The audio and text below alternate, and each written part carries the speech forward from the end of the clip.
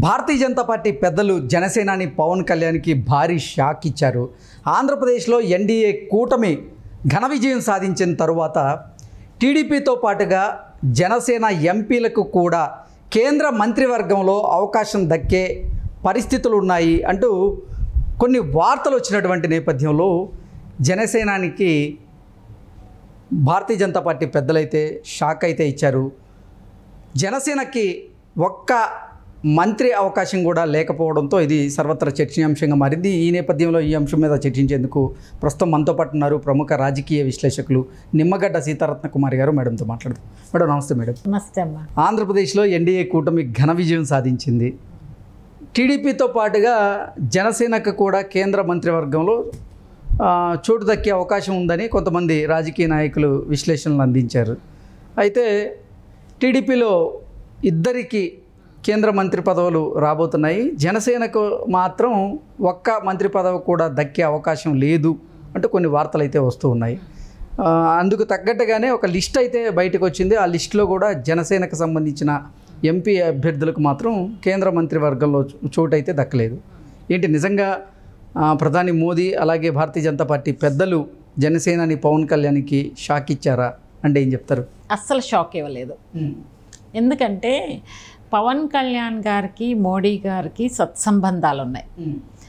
పవన్ కళ్యాణ్ గారికి మోడీ గారు అంటే విపరీతమైన అభిమానం, గౌరవం, lot of respect, reciprocal.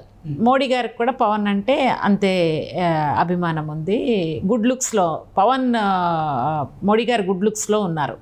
So వాళ్ళు పదవులు రాకపోవడానికి రకరకాల కారణాలు ఉండొచ్చు. మీరు ఇక్కడ చూస్తే తెలుగుదేశం పార్టీకి 16 మంది ఎంపీలు ఉంటే ఎన్ని మంత్రి పదవులు వచ్చినాయి? ఒకే ఒక్కటి క్యాబినెట్, రెండోది కేంద్ర సహాయ మంత్రి. అంటే 16 సీట్లు ఉన్న టీడీపీకి ఒక క్యాబినెట్టే, ఇంకోటి సహాయం. అటువంటి కేసులో ఓన్లీ 2 ఎంపీలు ఉన్న జనసేనకి ఎక్స్పెక్ట్ చేయడం ఎంతవరకు కరెక్ట్? అంటే రిలేషన్స్, గుడ్ రిలేషన్స్ ఉన్నాయి, సత్సంబంధాలు ఉన్నాయి. మంత్రి పదవి జనసేనకి ఇవ్వనంత మాత్రాన పవన్ కళ్యాణ్ గారి వాల్యూ అక్కడ ఏమీ తగ్గలేదు, తగ్గదు కూడా. ఎందుకనంటే మొత్తం కూటమిలో కీలక పాత్ర వహించింది పవన్ కళ్యాణ్ గారు. ఎగ్జాక్ట్లీ. అంటే ఆంధ్రప్రదేశ్లో అసలు ఎన్డీఏ కూటమి 21 ఎంపీ స్థానాలు కైవసం చేసుకోవడానికి కారణమే పవన్ కళ్యాణ్ గారని అని మోదీ గారు అలాగే భారతీయ జనతా పార్టీ పెద్దలు భావించారని.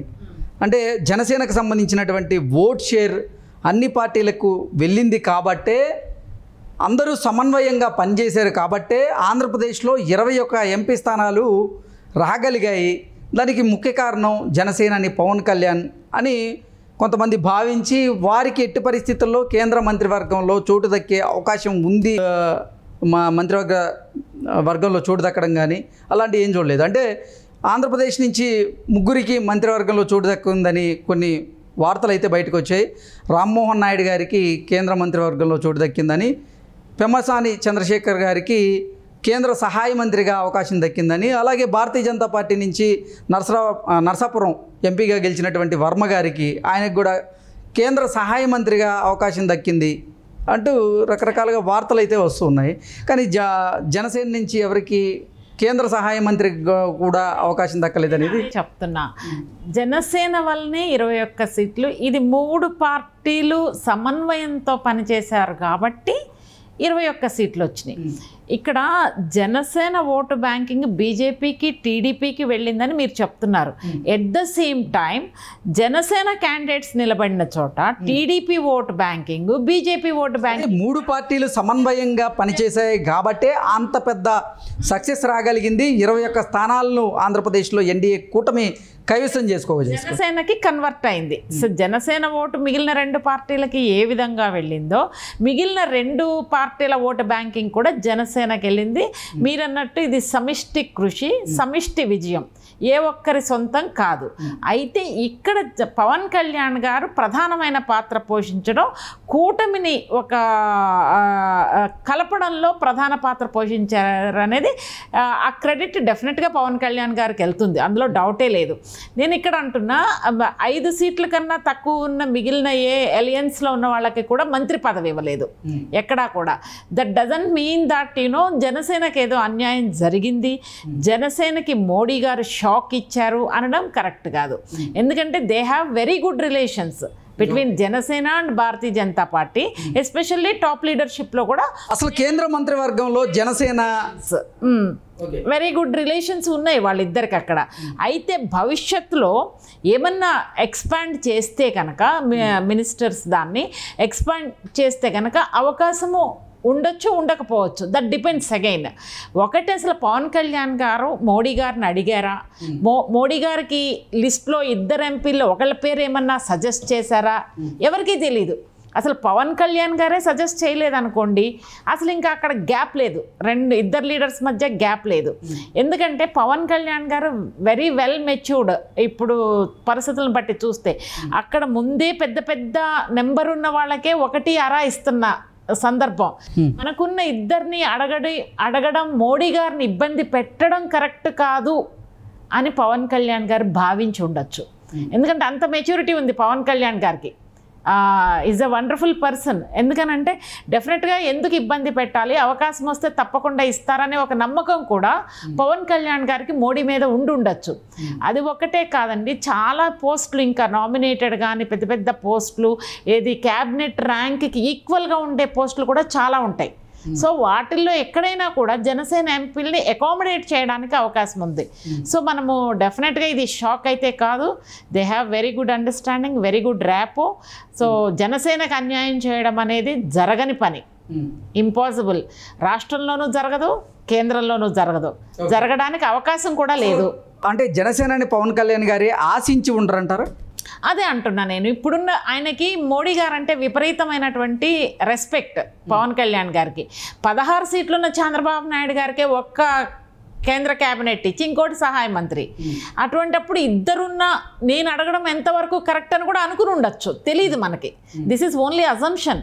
కరెక్ట్ కాదేమో, మనం మోడీ గారిని ఇబ్బంది పెడుతున్నామేమో, అవకాశం ఉంటే మోడీ గారు పిలిచిస్తారు అనే కాన్ఫిడెన్స్ పవన్ కళ్యాణ్ గారికి ఉండొచ్చు. ఒకవేళ అక్కడ ఆపర్చునిటీ ఉందనుకోండి, పవన్ని పిలిచి నీ వైపున ఎవరినన్నా రికమెండ్ చేస్తావా అనే అంత అండర్స్టాండింగ్ వాళ్ళిద్దరి మధ్య ఉండొచ్చు, వాళ్ళిద్దరు పవన్ కళ్యాణ్ గారికి మోడీ గారికి మధ్య. సో అందుకని ఏంటంటే ఆయన ఇప్పుడు అకామిడేట్ చేయలేకపోయినా భవిష్యత్తులో న్యాయం జరుగుతుందని మాత్రం పవన్ కళ్యాణ్ గారికి డెఫినెట్గా డౌటే లేదు. ఎందుకంటే ఆయన పోషించినటువంటి కీలక పాత్ర, చాలా గొప్ప పాత్రని పవన్ కళ్యాణ్ గారు జనసేన పార్టీ పోషించింది. సో ఎక్కడా కూడా ఆయన్ని తగ్గించడానికి లేదు, తగ్గించే ఆలోచనలు కూడా మోడీ గారికి ఉంటాయని నేనైతే అనుకోవడం లేదు. డెఫినెట్గా వాళ్ళు కలిసే ముందుకెళ్తారు. మోడీ గారు ఎటువంటి నిర్ణయం తీసుకున్నా కూడా పవన్ కళ్యాణ్ గారు చంద్రబాబు నాయుడు గారు రెస్పెక్ట్ చేస్తారు వాళ్ళు తీసుకున్న నిర్ణయాన్ని, ఎక్కడ అపోజ్ చేసేది లేదు. ఈవెన్ చంద్రబాబు నాయుడు గారు కూడా, మన లోకేష్ గారు కూడా అంటున్నారు, మేము ఎక్కడా కూడా మినిస్టీరియల్ దాని గురించి మేము ఎక్కడ ఫోర్స్ చేయడం లేదు, మాకు రాష్ట్ర అభివృద్ధి చెందడానికి స్టేట్ రిసోర్స్ కన్సర్న్స్ మాత్రమే మాకున్నాయి, మా స్టేట్ గురించి concerns మాకున్నాయి. Funding is more important because Andhra Pradesh ఇప్పుడున్న సిచ్యుయేషన్లో funds are more required to complete Polavaram project, to build Amaravati capital, special status. దీని మీద ఉంది, మినిస్టీరియల్ మీద కాదు. So we are not troubling central government. We want support, we want to develop Andhra Pradesh. For that Modi support is required. అది అలాగే మాట్లాడారు నిన్న మొన్న లోకేష్ గారిని మాటల్లో చూస్తే కనుక, ఇంటర్వ్యూలు చూస్తే, నేషనల్ ఛానల్స్కి ఇచ్చిన ఇంటర్వ్యూల్లో చూస్తే, we need support from central. That is our concentration. State concerns are more important. At the same time Pawan Kalyan గారికి కూడా అలాగే ఉండొచ్చు. State concerns more important than getting position from the central. సెంట్రల్లో మంత్రి పదవులు తీసుకోవడం కన్నా రాష్ట్ర అభివృద్ధి మీద ఎక్కువ ఇంకొకటి అడుగుదాం. ఇక్కడ రాష్ట్ర అభివృద్ధి కోసం ఇది ఒకటి, ఇంకొకటి మాకు అడిషనల్గా ఫండ్ ఇవ్వండి, బడ్జెట్లో ఎక్కువ పెట్టండి, ఇటువంటి మాటలు పవన్ కళ్యాణ్ గారి నుంచి వెళ్ళొచ్చు. పవన్ కళ్యాణ్ గారు రాష్ట్ర అభివృద్ధి, ప్రజల శ్రేయస్సు ముఖ్యం, రాష్ట్రం నష్టపోకూడదు, అందుకే చంద్రబాబు నాయుడు గారితో కలుస్తున్నాను, అనుభవం ఉన్న నాయకుడు కావాలని పవన్ కళ్యాణ్ గారు మాట్లాడుతున్నారు. సో ఇంకో విధంగా మోడీ గారి నుంచి సపోర్ట్ తీసుకోవచ్చు పవన్ కళ్యాణ్ గారు. ఓకే అండి, థ్యాంక్ యూ.